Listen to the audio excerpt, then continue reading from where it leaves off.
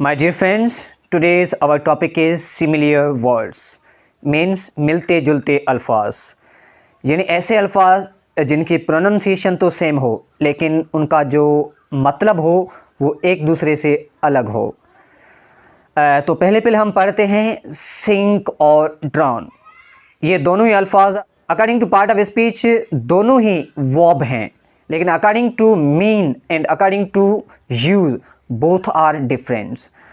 तो हम एक एग्जांपल लेते हैं, this boat will sink, this boat will sink and all the passenger will be drawn. तो देखें मैंने यहाँ पे सिंक भी यूज़ किया है और ड्रॉन भी यूज़ किया है, लेकिन यूज़ का फ़र्क है। दोनों का प्रॉपर यूज़ ये है कि जो सिंक है वो बेजान चीज़ के साथ यूज़ होता है और जो ड्रॉन है, ड्रॉन वो जो है वो जानदार चीज़ों के लिए यूज़ होता है। हम दूसरे कुछ एग्जांपल लेते हैं, जैसे कि बेयर का मतलब है बर्दाश्त करना, दूसरा बेयर है, बेयर मीन्स नंगा, जैसे बेयर हेड नंगा सर। एक है डाई, डाई का मतलब है मर जाना, दूसरा है डाई, डाई का मतलब है रंगना। और यहाँ पे आपके सामने एक अल्फाज है इन, आई एन, आई एन का मतलब है जो प्रीपोजिशन है जिस अंदर, I am in the class, मैं क्लास के अंदर हूँ, तो इन का मतलब है अंदर। दूसरा आई डबल एन, इसका मतलब है मुसाफिर खाना, जो अक्सर बस स्टेशन पे, रेलवे स्टेशन पे कुछ मुसाफिर्स के लिए कुछ अलहदा एक रूम बनाया गया होता है, तो उसको हम कहते हैं इन।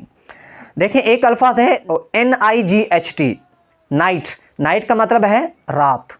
दूसरा अगर नाइट के आगे हम के लगा दें, KNIGHT, इसका मतलब है पहलवान।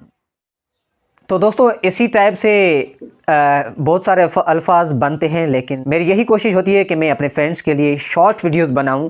आपके जहन में अगर कुछ ऐसे अल्फाज हों जो अकॉर्डिंग टू प्रोनंसिएशन तो सेम हो लेकिन अकॉर्डिंग टू मीनिंग बहुत डिफरेंट हो एक दूसरे से, तो वही दोनों अल्फाज आप मुझे कमेंट्स में लाजमी बताएं, ताकि हमें भी पता चले कि जो हमारे व्यूवर्स हैं, हमारे जो डियरेस्ट हैं, हमारे जो नियरेस्ट हैं, उनको वाकई इंग्लिश सीखने का शौक़ है, वो वाकई अपनी लैंग्वेज को इम्प्रूव करना चाहते हैं। तो दोस्तों मिलते हैं किसी अगले वीडियो में, तब तक के लिए इजाज़त। उससे पहले आपको सिर्फ एक चीज़ करनी है, वो क्या है, आपको हमारे चैनल को सब्सक्राइब करना है।